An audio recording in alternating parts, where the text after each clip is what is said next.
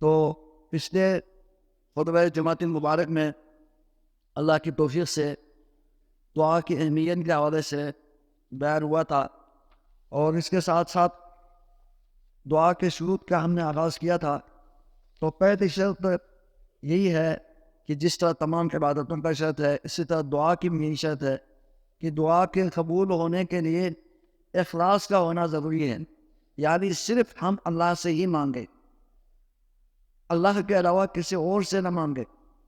اگر ہم اللہ کو چھوڑ کر کسی اور سے مانگیں، وہ کتاب و سنت کی روشنی میں وہ صرف دعا مردود نہیں ہوتی، بلکہ اس کا زمرہ شرک میں آ جاتا ہے۔ اللہ کو چھوڑ کر کسی اور سے مانگنے کی اللہ کی شریعت کے اندر کوئی اجازت ہی نہیں ہے۔ خود نبی کریم صلی اللہ علیہ وسلم ہمیشہ لوگوں کو یہی بتانے تشریف لائے تھے کہ ہم نے ہر قسم کی عبادت اللہ ہی کے لیے کرنی ہے، کیونکہ اللہ ہی ہمارے رب ہیں، خالق ہیں، رازق ہیں، سب کچھ اللہ ہے۔ تو پھر ہمیں بھی اپنی ساری عبادت اللہ ہی کے لیے کرنی ہے۔ یہی توحید ہے، یہی سمجھانے کے لیے تمام انبیاء کرام تشریف لائے ہیں۔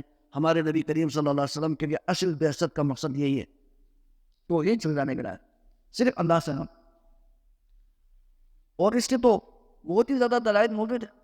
فَادْعُوا اللَّهَ مُخْلِصِينَ لَهُ الدِّينَ، فَادْعُوا اللَّهَ مُخْلِصًا لَهُ الدِّينَ، یعنی صرف خالصتاً اللہ کے لیے اللہ سے ہی مانگ لیجیے، اللہ سے ہی دعا کیجیے۔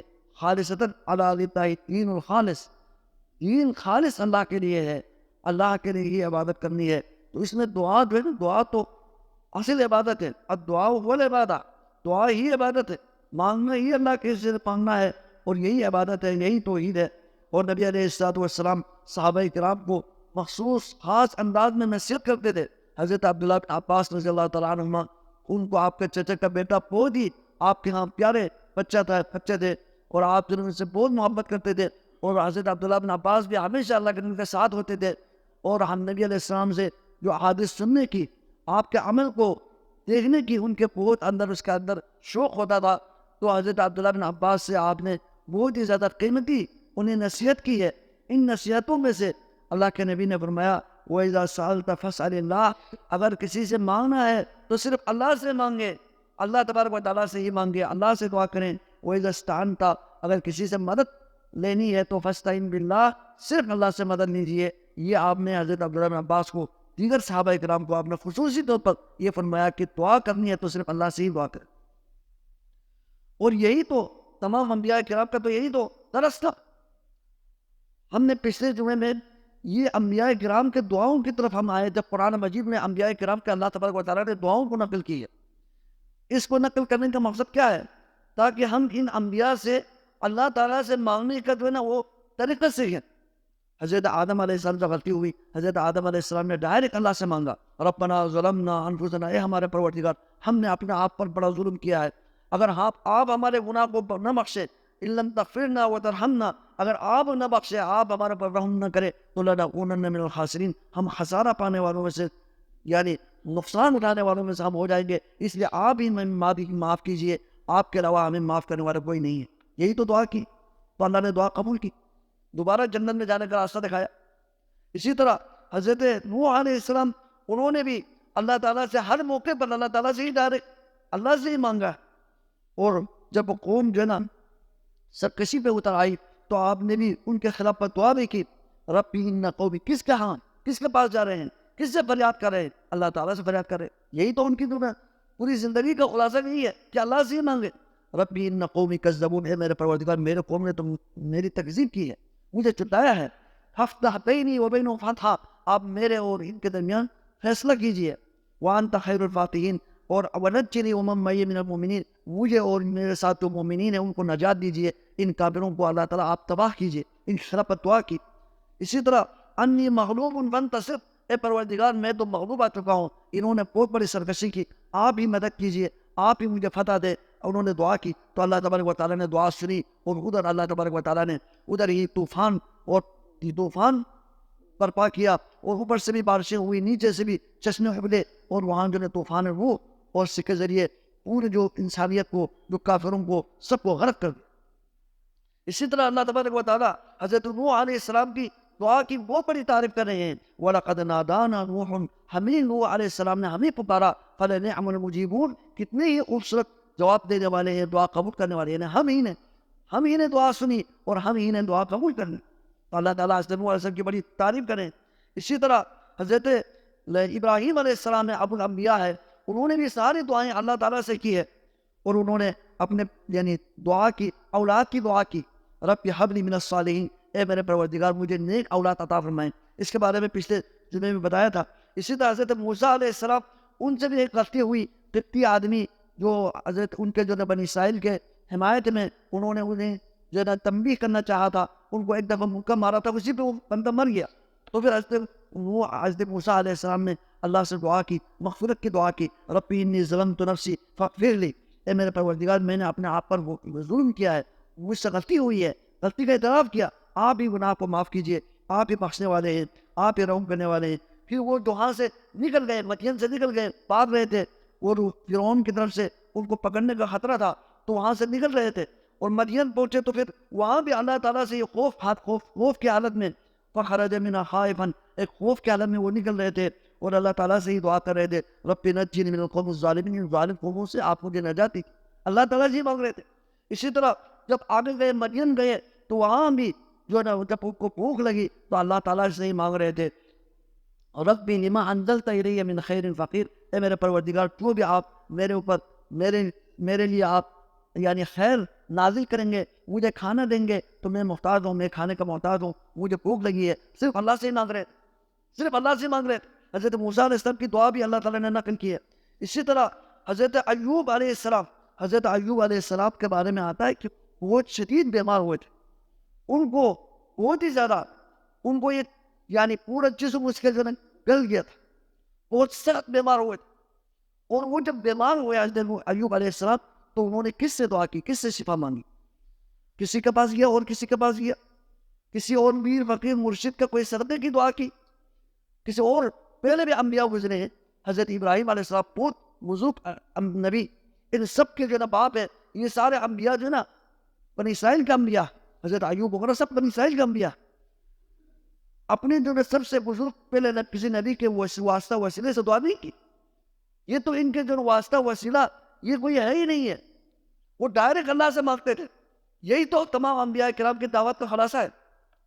حضرت ایوب علیہ السلام کی بھی دعا اللہ تبارک و تعالیٰ نے قرآن میں نقل کیا ہے, اور باقاعدہ ان کی حالت کس طرح کی ان کی حالت اس کے اوپر گزر رہی تھی یہ بھی بیان کیا ہے. وَأَيُّوبَ إِذْ نَادَىٰ رَبَّهُ, ایوب علیہ السلام کے قصہ بھی تم یاد کیجئے کہ وہ اپنے پروردگار سے مانگ رہے تھے, اللہ تبارک و تعالیٰ کے سامنے فریاد کر رہے تھے, رَبِّ إِنِّي مَسَّنِيَ الضُّرُّ, مجھے بہت شدید تکلیف پہنچی ہے, میں بیماری میں مبتلا ہو چکا ہوں, مجھے شدید تکلیف ہو رہی ہے. مَسَّنِيَ الضُّرُّ وَأَنْتَ أَرْحَمُ الرَّاحِمِينَ, آپ ہی بہت زیادہ رحم کرنے والے. کتنے عظیم دعائیں نقل کی ہے. تو اللہ تبارک و تعالیٰ نے فرمایا کہ فَاسْتَجَبْنَا لَهُ, ہم نے اس کی دعا قبول کر لی. فَكَشَفْنَا مَا بِهِ مِنْ ضُرٍّ, اور اس کو جو تکلیف تھی ان سب کو ہم نے ہٹا دیا, اس کو صحت مند کر دیا. بلکہ اللہ تبارک و تعالیٰ فرماتے ہیں وَآتَيْنَاهُ أَهْلَهُ وَمِثْلَهُم مَّعَهُمْ, ان کے اہل و عیال میں بھی ہم نے برکت ڈالی, ان کو بہت ہی زیادہ ہم نے اور بھی اہل و عیال دیے. رحمۃ من عندنا, یہ ہماری طرف سے ایک رحم کے طور پر ہم نے ان کے اوپر رحمت کی برکت برسائی. اور ذکر للعابدین, بعد میں عبادت کرنے والوں کے لیے اس میں نصیحت ہے. کس سے مانگنی ہے؟ اللہ سے مانگنی ہے. اگر آپ دل سے اللہ تعالیٰ کے سامنے اپنے ہاتھ کو پھیلائیں, اور دعا کے آداب انشاءاللہ آگے بیان ہو رہے ہیں, ان آداب کو خیال رکھیں اور اللہ سے مانگیں, تو اللہ تبارک و تعالیٰ دعا کو قبول کرنے والے ہیں. اور یہ فرمایا کہ اللہ نے حضرت ایوب کی دعا سنی, ان کی بیماری سے اللہ تبارک و تعالیٰ کو مکمل صحت دی, ان کے اولاد میں اللہ تعالیٰ نے برکتیں ڈالی, اور جو بھی ان کی پریشانیاں دی اللہ تعالیٰ نے خوشی میں تبدیل کی. اور یہ صرف ایوب کے لیے نہیں ہے, اللہ فرماتے ہیں بعد میں بھی قیامت تک عبادت کرنے والے ہیں, ان سب کے لیے اس کا اندر نصیحت ہے, مجھ سے مانگو, میں یہ عطا کرنے والا ہے. وَذِكْرَىٰ لِلْعَالَمِينَ. اسی طرح حضرت یونس علیہ السلام کی دعا ہے, قرآن میں اللہ نے سورہ انبیاء میں ان کے انبیاء کے دعاؤں کو نقل کیا ہے. اس کے نقل کرنے کا مطلب کیا ہے؟ تاکہ ہم مسلمان جو ہے نا ان دعاؤں کو یاد کریں, ان کو سیکھیں اور اللہ سے ہی مانگیں. حضرت یونس علیہ السلام کی دعا, سبحان اللہ, وَظَنُّونِي إِذْ ذَهَبَ مُغَاضِبًا. حضرت یونس علیہ السلام کا واقعہ آپ کو پتہ ہے کہ جب وہ حضرت یونس بھی اپنی یعنی قوم کو دعوت دے رہے تھے, اور انہیں بہت ہی زیادہ محنت کر رہے تھے کہ تم ان شرک و بدعات کو, خرافات کو چھوڑ دو, صرف اللہ سے مانگو. یہی تو جھگڑا تھا, یہی تو مسئلہ تھا. جب حضرت یونس علیہ السلام پیغمبر، اللہ کے پیغمبر، ان کو سمجھاتے رہے. ایک دن وہ بھی انسان ہے، وہ بھی نا امید ہو گئے، اپنے قوم سے نا امید ہو گئے. یعنی اللہ کے حکم کے نبی تو ہر نبی کا تو یہی ان کا روٹین تو یہی تھا کہ وہ اللہ کے حکم سے ہی، یعنی جو بھی کرتے تھے وہ اللہ کے حکم سے کرتے. لیکن وہ ایک نبی اتنی اس نے محنت کی، اس کے باوجود اس کی قوم جو نا ان کی دعوت کو قبول نہیں کر رہی تھی. تو پھر ان کو ایک غصہ آیا، تو انسان ہونے کے ناطے وہ چھوڑ کر جو نا اللہ کے حکم کے انتظار کیے بغیر وہ نکل گئے. سفر میں چلے گئے، کشتی میں چلے گئے، کشتی میں سفر کر رہے تھے، قوم سے بھاگ رہے تھے، لیکن اللہ کا حکم نہیں تھا تو وہ بھاگ رہے تھے، غصے میں جا رہے تھے. تو پھر جو ہے نا وہ کشتی والوں نے وہاں سے کہا کہ کوئی گناہ کر کے آیا ہے کہ ہماری کشتی چل نہیں رہی. تو پھر حضرت یونس علیہ السلام نے خود پیش کیا، اور خود جو ہے نا انہوں نے جو ہے نا وہ کشتی والوں نے وہ دریا میں، وہ سمندر میں پھینک دیا. وہ سمندر کے نیچے تیرنے چلے گئے، اور مچھلی نے نہیں کھا لیا، ان کے پیٹ میں بھی چلے گئے. اور وہاں اندھیروں میں وہ دعا کر رہے ہیں اللہ تعالیٰ سے، فنادیٰ فی الظلمات. اندھیروں میں، رات کے بھی اندھیرا ہے، سمندر کے تہ میں بھی اندھیرا ہے، اور مچھلی کے پیٹ میں بھی اندھیرا. اندھیرے کیوں؟ اندھیروں میں، ظلمات، اندھیروں میں دعا کر رہے ہیں، فریاد کر رہے ہیں. کیا دعا کر رہے ہیں؟ اس دعا کو بھی اللہ تعالیٰ کے نبی علیہ السلام نے یعنی اس کے بارے میں اہمیت بیان کی ہے. جو حضرت یونس علیہ السلام سے دعا کرے گا دعا یعنی رد نہیں ہوگی. اور اللہ نے بھی قرآن میں اسی دعا کو نقل کیا ہے، فنادیٰ فی الظلمات. اندھیروں میں جب اللہ تعالیٰ نے اس کے اندر شعور ڈال دیا، اور وہ تسبیحات سن رہے تھے، وہاں کے جو مچھلیوں کے کنکریوں کے تہ نے وہ تسبیحات سن رہے تھے، پھر ان کو جو نا اللہ تعالیٰ یاد آ گیا، اور وہاں انہوں نے دعا شروع کر دی. اللہ تعالیٰ نے ایک معجزانہ تو پر اللہ نے اس کو بچا کے رکھا، اور اس کے اندر شعور ڈال دیا، اور وہاں سے اللہ تعالیٰ نے اس کو دعا جو نا تلقین کی. فنادیٰ فی الظلمات، اندھیروں میں دعا کر رہے تھے، لا الہ الا انت سبحانک، لا الہ الا انت سبحانک. کوئی عبادت کے لائق نہیں، کوئی فریاد سننے والے نہیں، کوئی عبادت کے لائق نہیں. یہ توحید ہے، یہ توحید سے دعا کرتے تھے. یہی تو دعا ہے. آج مسلمان کدھر جا رہے ہیں کہ اللہ کو چھوڑ کر کسی طرح واسطہ وسیلے قبروں کے پاس جا کر دعا کرنا، کسی اور کے پاس جا کے دعا کرنا، یہ کہاں سے سیکھ رہے ہیں؟ کدھر جا رہے ہیں؟ جبکہ انبیاء کی دعائیں ہم دیکھ لیں کس طرح کی وہ اللہ تعالیٰ سے کیسے مانگتے تھے.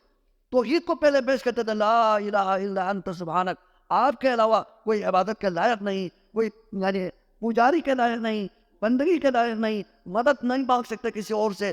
آپ ہی وحدہ لا شریک ہے، لا الہ الا انت سبحانک، آپ پاک ذات ہے، تمام عیوب اور نقائص سے آپ پاک ہیں. سبحانک انی کنت من الظالمین. اور یہی کہہ رہے تھے کہ میں ظالموں میں سے ہوں، مجھ سے غلطی ہوئی ہے، میں ظالموں میں سے، مجھ سے غلطی ہوئی ہے. یہ دعا کی، لا الہ الا انت سبحانک انی کنت من الظالمین. کسی بھی پریشانی کے موقع پر یہ دعا کرے نا کہ اللہ تعالیٰ کے حمد و ثنا بیان کرے، اللہ کے توحید کا اقرار کرے، اور اللہ کی پاکیزگی بیان کرے، اور پھر کہہ دے کہ میں گناہ گار ہوں، یہ اقرار کرے، تو اللہ تعالیٰ کو بہت پسند ہے. جب یہ دعا کی تو اللہ تبارک و تعالیٰ نے فرمایا فاستجبنا لہ، پھر ہم نے اس کی دعا قبول کرنی، دعا سن لی، قبول کرنی. ونجیناہ من الغم، اور ہم نے اس کو پریشانیوں سے اسے نجات دی. وکذالک ننجی المؤمنین. یہ صرف یونس کے ساتھ خاص نہیں ہے کہ جو بھی ہم سے مانگے گا اللہ تبارک و تعالیٰ کے سامنے فریاد کرے گا اور ہم سے ہی مانگے، ہمارے توحید کا اقرار کرے، ہمارے علاوہ کسی اور کے دروازے پہ نہ جائے، صرف ہم سے مانگے، تو وکذالک ننجی المؤمنین، اسی طرح ہم مومنوں کو نجات دیں گے. جو بھی مومن اس طرح کا انبیاء کی دعاؤں کے ساتھ دعا کرے، اللہ تعالیٰ سے ڈائریکٹ مانگے، صرف اللہ سے مانگے، تو وَكَذَلِكَ نُنْجِي الْمُؤْمِنِينَ، اسی طرح ہم مومنوں کو نجات دیں گے. جو بھی ہم سے مانگیں گے ہم دعاؤں کو قبول کریں گے. سبحان اللہ. یہ ہر دعا کے ساتھ ساتھ آپ دیکھیں قرآن میں یہ ہے کہ اللہ تعالیٰ اس کو ایک سبق کے طور پر بیان کر رہے ہیں. یہ صرف ان کے ساتھ خاص نہیں ہے، جو بھی قیامت تک کوئی مومن، کوئی مسلمان، کوئی موحد، صرف توحید اس کے دل میں ہے، اللہ کے علاوہ تمام طاقتوں کا انکار کرنے والا، صرف اللہ سے مانگنے والا ہے، تو پھر ہم اس کو نجات دیں گے، ہم ان کی دعائیں قبول کریں گے. اسی طرح حضرت زکریا علیہ السلام کا بھی ایک مسئلہ تھا کہ وہ نبی تھے، بہت عظیم نبی تھے، لیکن حضرت زکریا علیہ السلام کے بارے میں یہ ہے کہ ان کے ہاں اولاد نہیں تھی، بے اولاد تھے. تو انہوں نے بھی کس سے مانگا؟ آج جو ہے بے اولاد ہو تو لوگوں کو مختلف انداز میں جو ہے نا لوگ پریشان ہو جاتے ہیں اور اپنے جو ایمان کو ضائع کر دیتے ہیں، غیبی کائنوں کے پاس چلے جاتے ہیں، ادھر پوچھتے ہیں کہ کیا مسئلہ ہے، میرا کیا مسئلہ ہے. جو جتنے بھی جو لوگ آج جو اس طرح کے انہوں نے بازار گرم کیا ہوا ہے اور انہوں نے غیر اللہ کے پجاری کی طرف لوگوں کو لگایا ہوا ہے، اور وہاں جو ہے انہوں نے فیکٹری بنائی ہوئی ہے اور انہوں نے وہ دنیا کمانے کا انہوں نے ذریعہ بنایا ہوا ہے. ہر گلی کے اندر استخارہ کرنے والے، کہانت کرنے والے لوگ ان کے پاس چلے جاتے ہیں. وہ مختلف قسم کے اوراد سکھاتے ہیں اپنی طرف سے، مختلف قسم کے ان کو اعمال سکھاتے ہیں، ان کی کوئی حیثیت نہیں ہے۔ انبیاء کے طریقوں کی طرف آ جاؤ، حضرت زکریہ علیہ السلام کو اب دیکھو نا، انسان کی جس طرح کی بھی ضرورت ہو، جس طرح کی انسان کی ضرورت ہو، انبیاء کرام کو اسی طرح کی ضرورت پیش آئی، اس طرح کے حاجات پیش آئی۔ دیکھو نا، دشمن سے ڈرنا، یہ بھی حضرت موسیٰ علیہ السلام ڈر گئے، اور وہ اور فقر، حضرت موسیٰ علیہ السلام نے اسے فقر و فاقہ پہ اللہ سے دعا کی۔ اسی طرح دیکھو پریشانی، کوئی بہت زیادہ پریشان ہو، حضرت یونس علیہ السلام کی پریشانی سے بڑھ کر اور پریشانی کیا ہے؟ اور اسی طرح بیمار ہونا، حضرت ایوب علیہ السلام بیمار ہو گئے، اللہ سے مانگے۔ ہر قسم کی پریشانی جو آج ہمیں ہو رہی ہے، تب قیامت تک لوگوں کو پریشانیاں ہوں گی، وہ سارے کے سارے پریشانیاں نبیوں کو بھی پریشانی ہوئی ہے، انہیں بھی یہ چیزیں لاحق ہوئی ہے، اور ان کا طریقہ دعا کیسے اللہ تعالیٰ سے مانگنا ہے وہ بھی اللہ تعالیٰ نے ان انبیاء کے ذریعے ہمیں بتایا ہے، طریقہ بتایا۔ قرآن میں سب کچھ موجود ہے، یہی ہے، یہی تو سبق ہے، قرآن کے اندر سب کچھ موجود ہے۔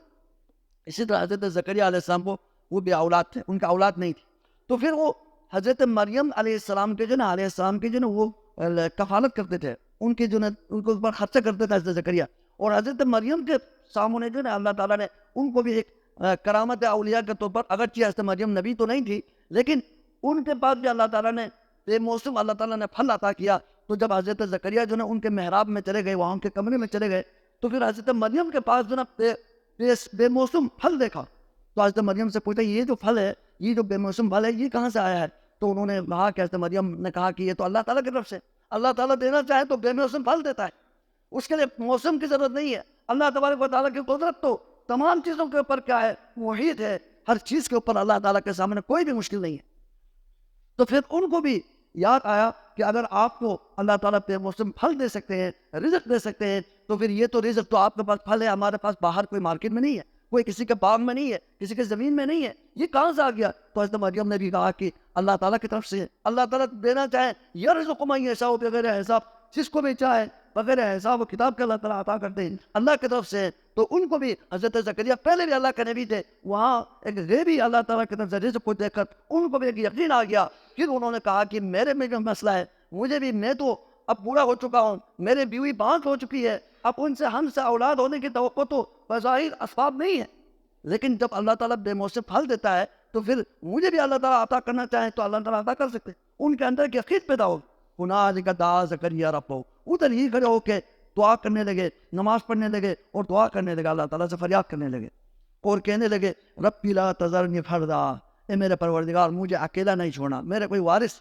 کوئی ہو، میرے کوئی وارث ہو، وانت خیر الوارثین، آپ تو بہترین جو ہے نا وارث دینے والے آپ ہیں، آپ سے بڑھ کر کوئی اولاد دینے والے کوئی نہیں ہے، آپ ہی مجھے عطا کیجئے، جس طرح مریم کو بے موسم پھل دیا ہے، مجھے بے موسم اولاد دیں۔ میرے بظاہر میرے کوئی اندر کوئی سبب تو نہیں ہے، میں تو بوڑھا ہو چکا ہوں، میری بیوی بھی بوڑھی ہو چکی ہے، اب ہمارے پاس تو ظاہری کوئی سبب نہیں ہے، لیکن اگر آپ دینا چاہیں، آپ مریم کو بے موسم پھل دیا ہے تو مجھے بھی عطا کیجئے۔ ادھر ان کے اندر یقین پیدا ہوا اور انہوں نے دعا کی، وَأَنْتَ خَيْرُ الْوَارِثِينَ، تو اللہ تبارک و تعالیٰ نے ادھر ہی، دیکھو ادھر ہی زکریا کو ان کی دعائیں ختم نہیں ہوئی، اللہ تبارک و تعالیٰ نے وہی کے ذریعے ان کو بتا دیا کہ وَوَهَبْنَا لَهُ یحییٰ، اور ہم نے ان کو یحییٰ علیہ السلام دے دیا، ان کے لیے بتا دیا کہ ہم آپ کو ایک بیٹا ہم دے رہے ہیں، اس کا نام بھی تجویز کر دی، اس کا نام یحییٰ ہوگا اور وہ اللہ کا پیغمبر ہو، یحییٰ عطا کر دیا۔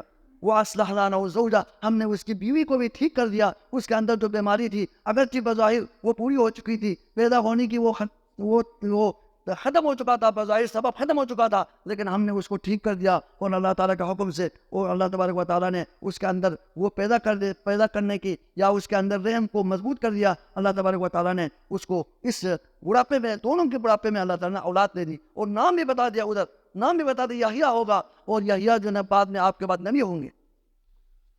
وَأَصْلَحْنَا لَهُ زَوْجَهُ، اب یہ سارے انبیاء کرام تھے۔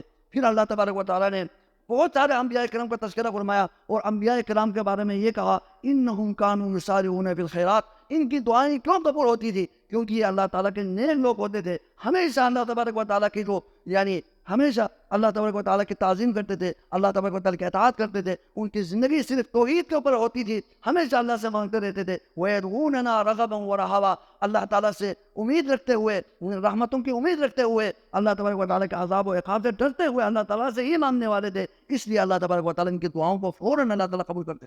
اگر آج بھی ہم اللہ تبارک و تعالیٰ کے یعنی بندے ہو جائیں، اللہ سے مانگنے والے ہو جائیں، اللہ کے دین کے اوپر قائم رہنے والے ہو جائیں، پھر ہم اللہ تعالیٰ سے ڈرتے ہوئے، اللہ کی رحمتوں کی امید رکھتے ہوئے، یقین کرتے ہوئے ہم اللہ تعالیٰ سے مانگیں گے تو انشاءاللہ اللہ تعالیٰ ہمیں بھی عطا کرنے والے ہیں۔ اسی طرح ہمارے نبی علیہ السلام کی دعائیں، اللہ اکبر، یہ تو ایک الگ ایک موضوع ہے، بہت بڑا وسیع موضوع ہے۔ ہمارے نبی علیہ السلام کی جو زندگی ہے، پوری زندگی دعا ہی دعا ہے، ہمیشہ دعائیں کرتے تھے۔ آپ علیہ السلام کس سے مانگتے تھے؟ صرف اللہ سے مانگتے تھے۔ آپ علیہ السلام کو اللہ تبارک و تعالیٰ نے خود قرآن میں ہی بہت ساری دعائیں خود سکھائی ہے۔ وَقُلْ رَبِّ اغْفِرْ وَارْحَمْ وَأَنْتَ خَيْرُ الرَّاحِمِينَ۔ ہمارے نبی علیہ السلام تمام انبیاء کے سردار، تمام انبیاء کرام کے جو امام تھے آپ، اس کے باوجود مانگتے کس سے تھے؟ اللہ سے مانگتے تھے۔ اور آج ہم آئیں اور ہم کہیں کہ جناب اللہ کے علاوہ کوئی اور بھی طاقت ہے، کوئی اور بھی دیتے ہیں، ایسا ہرگز نہیں ہے۔ ہمارے نبی علیہ السلام ڈائریکٹ اللہ تعالیٰ سے ہی مانگتے تھے۔ وَقُلْ رَبِّ اغْفِرْ وَارْحَمْ وَأَنْتَ خَيْرُ الرَّاحِمِينَ، اے میرے پروردگار میرے گناہ معاف کیجئے، میرے اوپر رحم کیجئے۔ وَأَنْتَ خَيْرُ الرَّاحِمِينَ، وَقُلْ، یعنی یہاں اللہ تعالیٰ خود اپنے نبی کو سکھا رہے ہیں یہ دعا کیجئے، رَبِّ اغْفِرْ وَارْحَمْ وَأَنْتَ خَيْرُ الرَّاحِمِينَ۔ اسی طرح وَقُلْ رَبِّ زِدْنِي عِلْمًا، اللہ کے نبی کو فرمایا کہ آپ یہ بھی دعا کیجئے، رَبِّ زِدْنِي عِلْمًا، میرے علم میں اضافہ کیجئے، علم کی دعا سکھائی ہے۔ اسی طرح نبی علیہ السلام کو بہت ساری دعائیں سکھائی۔ جب ان کافروں کی جو ہے نا، جب کافر لوگ غالب آ رہے تھے اور جب وہ آپ کو تنگ کر رہے تھے تو آپ نے یہ بھی دعا سکھائی، وَإِن تَوَلَّوْا، اگر یہ آپ کی دعوت سے اعراض کرے تو آپ یہ دعا کیجئے، اس دعا کے ذریعے دعا کیجئے، فَقُلْ حَسْبِيَ اللَّهُ، آپ کہہ دیجئے، یہ دعا کیجئے، حسبی اللہ لا الہ الا هو علیہ توکلت وهو رب العرش العظیم، مجھے تو اللہ کافی ہے۔ یعنی ہمارے نبی کو یہ دعا سکھائی، حسبی اللہ لا الہ الا هو علیہ توکلت وهو رب العرش العظیم، یہ دعا کیجئے، میرے لیے اللہ کافی ہے۔ یعنی یہ دعا میں تو یہ ہونی چاہیے، توحید ہونی چاہیے، یعنی آپ اللہ صرف اللہ پر یقین ہو، حسبی اللہ، میرے لیے صرف اللہ کافی ہے، لا الہ الا هو، اللہ کے علاوہ کوئی عبادت کے لائق نہیں، کوئی دعا کے جو دعا سننے والے نہیں، علیہ توکل، تو کسی پر میں نے صرف توکل کیا، وہ ہوا رب العرش العظیم، وہ عظیم عرش کا رب ہے، عظیم عرش کا رب وہی ہے، میں اسی پہ توکل کرتا ہوں۔ یہ تو دعا ہونی چاہیے، یہی تو دعا ہونی چاہیے۔ تو یہ تو حسبی اللہ لا الہ الا هو توکلت وهو رب العرش العظیم، یہ اتنی عظیم دعا ہے۔ نبی علیہ السلام نے یہ بھی فرمایا ہے کہ جو صبح اس کو 7 مرتبہ یہ دعا پڑھے گا تو اللہ تعالیٰ شام تک اس کی حفاظت فرمائیں گے، اس کی پریشانیوں کو دور فرمائیں گے۔ شام کو پڑھیں گے تو اللہ تعالیٰ صبح تک اس کی پریشانیوں سے اللہ تعالیٰ اس کو محفوظ رکھے۔ یہ دعا نبی علیہ السلام پہ صبح شام کے اذکار میں آپ 7 مرتبہ پڑھتے تھے۔ ہمیں بھی چاہیے انہی کی دعاؤں کے ذریعے ہم دعا کریں تو اللہ تعالیٰ ہماری پریشانیاں دور فرمائیں، مسلمانوں کی پریشانیاں دور فرمائیں۔ اسی طرح حسبنا اللہ نعم الوکیل نعم المولا و نعم النصیر، یعنی یہ سب دعاؤں میں کتنا غور کریں نا کہ ہمیں دوسروں کے پاس جانے کی ضرورت ہی نہیں ہے۔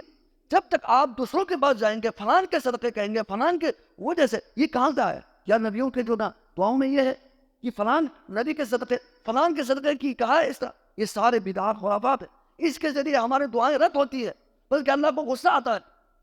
یہ بدعات ہے، خرافات ہے، صرف اللہ سے مانگے۔ یہی تو تمام انبیاء کرام کا درس تھا، سبق۔ اور یہ جو حسبنا اللہ و نعم الوکیل نعم المولا و نعم النصیر، حسبنا اللہ و نعم الوکیل، ہمارے لیے اللہ کافی ہے، صرف اللہ کافی ہے۔ ونعم الوکیل، کتنے ہی بہترین کارساز، کتنے ہی بہترین مدد کرنے والا ہے۔ نعم المولا، کتنے ہی بہترین مولا ہے، یعنی ہمارے مدد کرنے والے ہیں۔ ونعم النصیر، کتنے ہی بہترین نصیر ہے، مددگار ہے۔ یہ دعا کیجئے، اس دعا کو، اس دعا کے بارے میں حضرت عبداللہ بن عباس رضی اللہ تعالیٰ عنہما مفسر قرآن فرماتے ہیں کہ یہ ایک ایسا عظیم دعا ہے کہ نبی علیہ السلام نے بھی یہ دعا کی ہے، بلکہ کہا کہ یہ ابراہیم علیہ السلام کی بھی دعا تھی۔ جب ابراہیم علیہ السلام کو جب کافروں نے منجنیق کے ساتھ اس کو باندھ کر ادھر آگ کے جو خندق میں، آگ کے جو گڑھے میں آگ جلا کر وہاں پھینک رہے تھے تو انہوں نے یہ دعا کی تھی، حسبنا اللہ و نعم الوکیل نعم المولا و نعم النصیر۔ آخری حالت کے اندر جب اللہ سارے جو نا بظاہر کوئی سبب نہیں ہے، اب تو اس کو شہید کیا جا رہا ہے، اس کو ننگا کیا، اللہ کے لیے اس کو ننگا کیا۔ کتنے جو نبیوں کے اندر حیا ہوتی تھی، کتنی پریشانی کی بات ہوگی کہ اس کو ننگا کیا گیا۔ اس کو اس طرح کی ننگا کیا کہ اس کے بارے میں تو حدیث میں ہے کہ کل قیامت کے دن سب سے پہلے ابراہیم کو کپڑا پہنایا جائے گا۔ کیوں؟ کیونکہ اللہ تعالیٰ کی وجہ سے، اللہ کے دین کی وجہ سے اس کو ننگا کیا، تو کل قیامت کے دن اللہ تبارک و تعالیٰ کو سب سے پہلے کپڑا پہنایا جائے، اور اس کو منجنیق کے ذریعے ادھر آگ کے جو خندق میں گڑھے میں اس کو پھینکا جا رہا تھا، تو اس وقت انہوں نے صرف اللہ تعالیٰ سے مانگا، صرف اللہ سے مانگا، بلکہ یہی کہا حسبنا اللہ، ہمارے لیے اللہ ہی کافی ہے، نعم الوکیل، کتنے ہی بہترین کارساز ہے۔ تو اللہ تبارک و تعالیٰ نے اس آگ کے جو خندق کو، آگ کے جو گڑھے کو اللہ تعالیٰ نے گلزار بنایا، گلزار بنایا۔ اللہ نے فرمایا یا نارو، اے آگ تو بھی میرے مخلوق ہے، ابراہیم بھی میرا عظیم مخلوق ہے، میرا بندہ ہے، تو نے آج اپنی جو چلانے کی صلاحیت کو ختم کرنا ہے، تو نے اس کو گلزار بننا ہے، تو نے اپنے آج چلانے کی صلاحیت کو ختم کر کے تو نے ابراہیم کے لیے خوشبودار گلزار بنانا ہے۔ وہ ہو گیا، وہ بالکل آرام اور راحت کے ساتھ، خوشی کے ساتھ ہنستے ہوئے وہ نکل گئے وہاں سے۔ یہ حسبنا اللہ و نعم الوکیل، نعم المولى ونعم النصير مشکل موقع پر انبیاء یہی ورد کرتے تھے، اور ہمارے نبی علیہ الصلوۃ والسلام بھی جب ان کو بڑی پریشانی ہوئی، احد کے موقع پر 70 شہید ہوئے اور 70 زخمی ہوئے، اور اس کے بعد جب مسلمان مدینہ واپس آئے اور اس وقت کافروں کی طرف سے بہت بڑی دھمکی آئی کہ کہنے لگے کافر جو دوبارہ واپس آ رہے ہیں، مدینہ پہ حملہ کر رہے ہیں، تو مسلمان پریشان تھے، زخمی تھے۔ اس وقت پھر آپ علیہ السلام نے سب کو کہا تھا اللہ